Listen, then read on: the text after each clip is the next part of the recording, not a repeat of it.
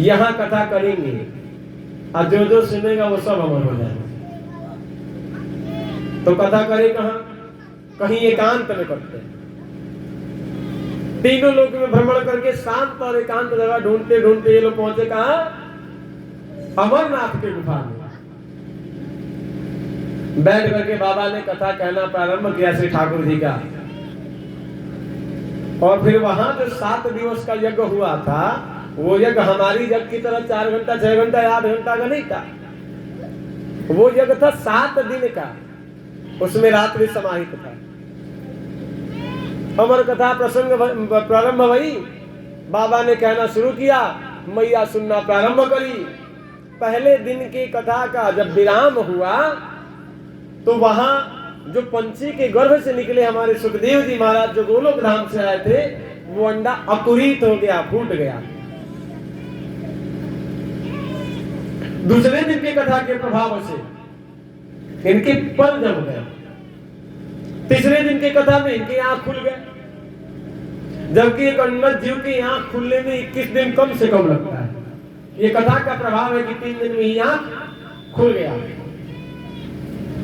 चौथे दिन के कथा में मैया निनिया मैया की गोदी में चली गई। मैया कहां चली गई? नींद माई की गोदी में। अब हुकार जब तक कथा में ना मिले तब तक मजा नहीं आता कथा कहने में, जब 2 आदमी सुन रहे हो। अब होता क्या है कि कथा कहते कहते बाबा अपने आंख बंद करके कथा कह रहे हैं, मैया आंख बंद करके देवी मैया की गोदी में पड़ी हुई है, नींद झेल रही है। और कथा में हुकारी दी कौन? पीछे से हमारे सुखदेव जी बैठे लगे हुकार भरने। 3 दिन से लेकर के 4वें दिन से लेकर के 7वें दिन तक मैया सोती रही, बाबा कथा गाते रहे। कथा गाते गाते जब 7वें दिन का प्रभात भेला हुआ तो जाति के सुख तोता मैया ने कहा कि अभी तो कथा कह रहे थे कि गोवर्धन उठाए हुए हैं, बामन बन के बलि को चल रहे हैं, अभी कह रहे हैं कि द्वारिकाधीश अपने गोलोक धाम को जा रहे हैं। बीच की कथा सब क्या हुआ? बाबा माथ पकड़ लिए, कह लो यही तो कथा सुनना था कि बीच के 3 दिन की कथा गायब। बीच का क्या हुआ? 3 दिन की कथा गायब। कहे देवी कहां थे आप? तो आपके बगले में थे। नहीं बगले में थे तो हमको दिख थोड़े रहा, तो आंख बंद किए थे। कथवा हमारे हृदय में है, हिया से पर आएगा तब ना मुंह से बाहरी आएगा। हम तो ठाकुर जी की लीला का हृदय में स्मरण कर रहे थे, मुंह से गा रहे थे, दिमाग में चढ़ा के। हमको थोड़ा सा नींद लग गया।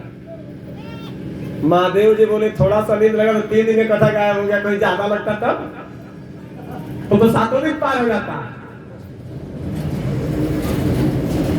खैर छोड़िए।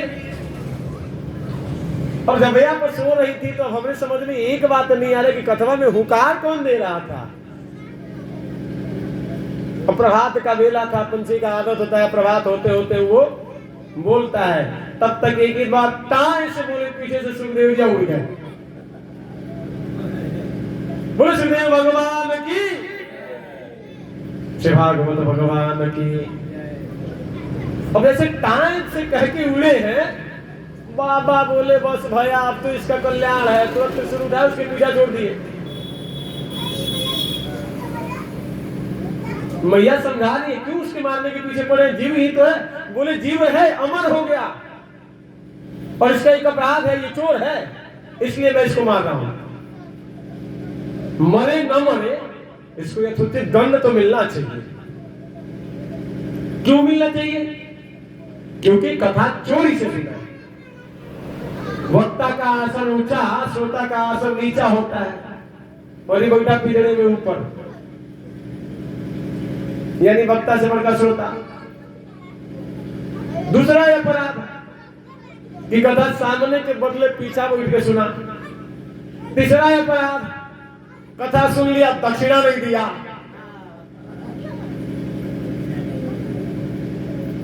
चौथा और भारी अपराध कि जब इसको कोई कथा सुनना ही था तो कह देता कि हम संगे हैं, हम तो 2 आदमी का संकल्प लिए थे, आप सो गई तो सुन रहा था।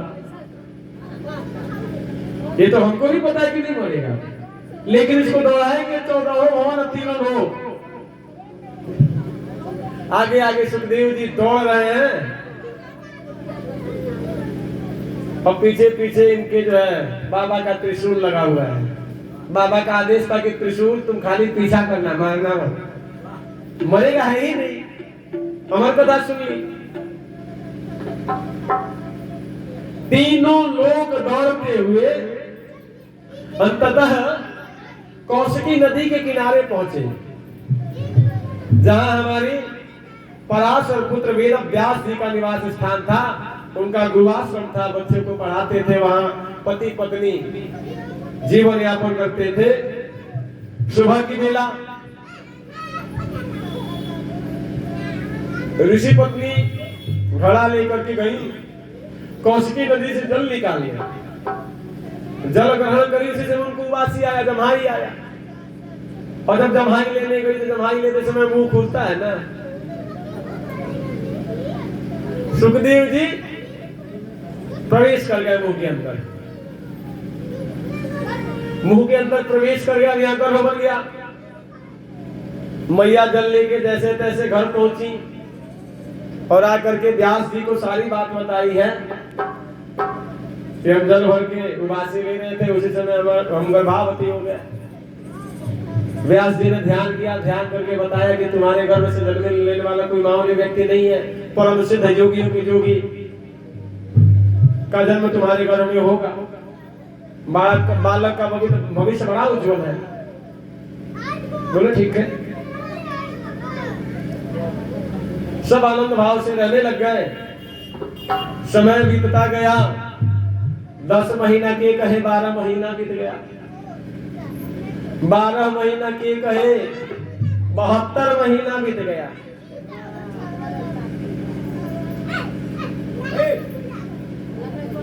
और यहाँ जो है त्रिशूल पीछा करते करते आकर के वेद व्यास जी के घरे दुआरी पर खड़ी आ गया कि भाई आज नहीं तो कल तुम आएंगे ही। इधर वेद व्यास जी का डर, इधर त्रिशूल का डर, और उधर का नाम है कि इनका मोह माया से नहीं जकड़ने का शपथ कि हम कभी मोह माया में जकड़े नहीं जाए। इन्होंने ऐसा किया कि मां के गर्भ में ही रह गए और पूरे 12 वर्ष बाद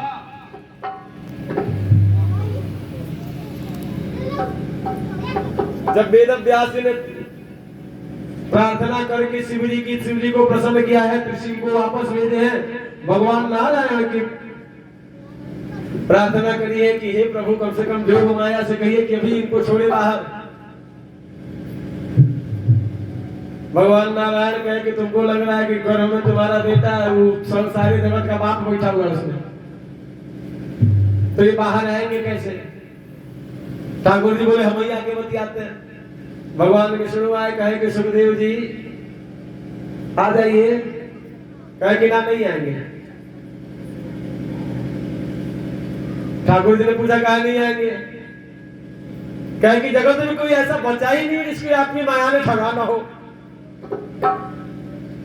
जगत में कोई ऐसा बचा नहीं जिसके आपको माया ने ठगा नहीं, इसलिए हम नहीं आते।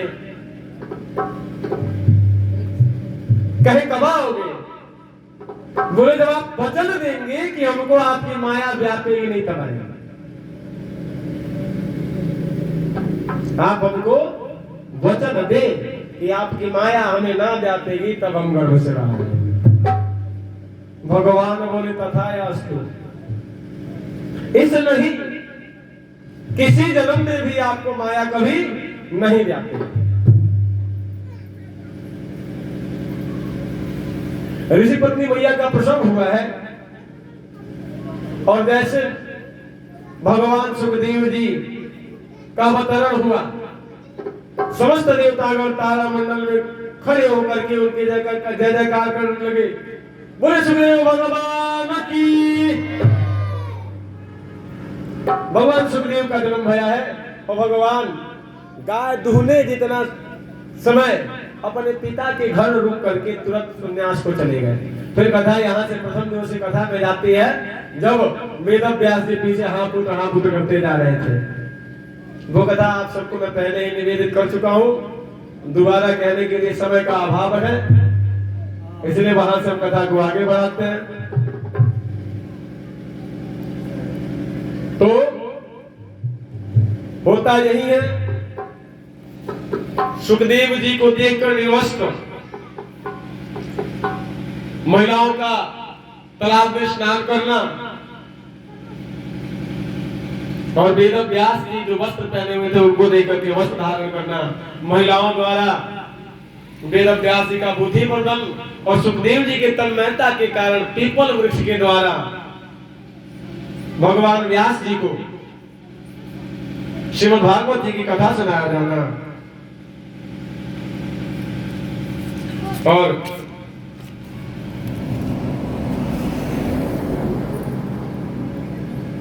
इन परम कथा का अन्वेषण पुनः जो है अपने शिष्यों के द्वारा सुखदेव जी को सुनाना और सुखदेव जी को घर में वापस आना। पहले भगवान सुखदेव जी की तरफ से वेद व्यास जी को कथा पीपल वृक्ष ने सुनाया और वही 18,000 श्लोक को वंदित करके श्री वेद व्यास जी ने अपने शिष्यों को रटाया हुआ था। और ये लोग जब देखे कि किसी भी प्रकार से सुखदेव जी रुक नहीं रहे, उतने समय नारद जी आए। नारद जी ने कहा कि यदि भगवान के सुंदर रूप का वर्णन किया जाए तो स्वतः इनके पांव में गति अवरोध उत्पन्न होगा, ब्रेक लगेगा। 11 बढ़िया पढ़े लिखे बच्चों को बोले कि जाओ जाकर के भागवत जी का पहला श्लोक गाओ। सारे बच्चे एक संग बैठे हुए हैं और गा रहे भागवत जी का पहला श्लोक। आप सभी गावे। सचिदानंद रूपाय सचिदानंद रूपाय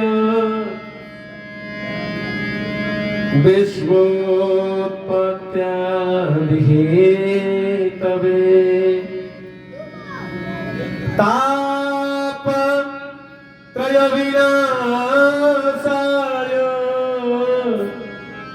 श्री कृष्णाय वयं नमः।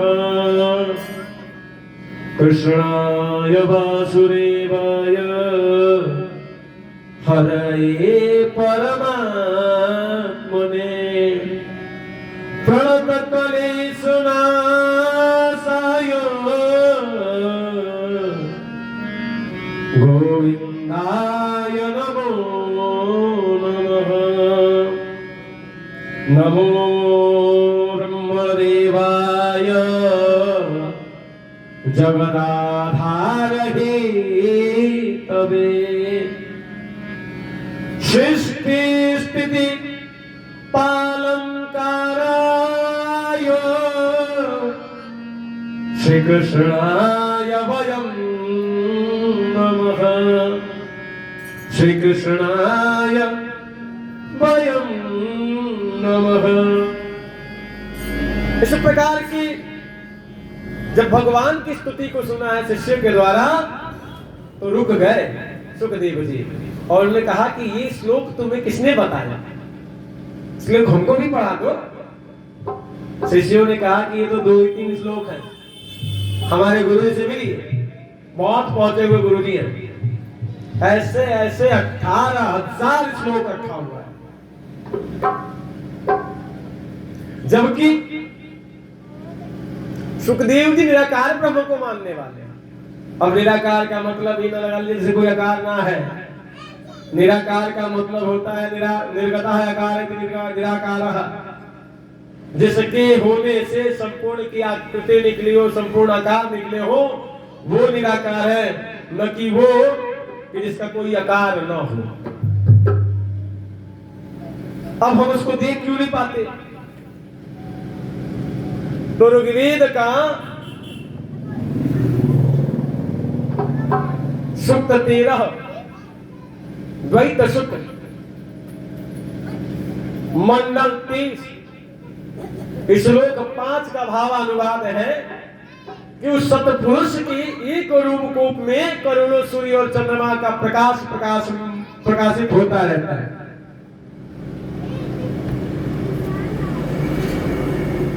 तो इस तेज पुंज के कारण, इस प्रकाशवान होने के कारण हमने ठाकुर जी को निराकार कहा। निराकार का दूसरा अर्थ भी मैंने कहा दिया कि जिससे सारे के सारे आकृति निकले हो वो निराकार है। हम तो एक सूर्य को नंगी आंख 3 मिनट नहीं देख पाते, 2 मिनट 1.5 मिनट नहीं देख पाते, और जिसके एक रोमकूप में हजारों नहीं करोड़ों सूर्य की और चंद्रमा का ज्योति ज्योतिमान होगा, उसको हम देख पाएंगे क्या? इसलिए भगवान को निराकार कहा गया। उस निराकार ब्रह्म के उपासक हमारे सुखदेव जी ने भगवान के मधुमय रूपों को सुना है, सौंदर्य को सुना है, और से ठाकुर जी की छवि में आकर्षित हो गए, अभिभूत हो गए। तेरे मंद मंद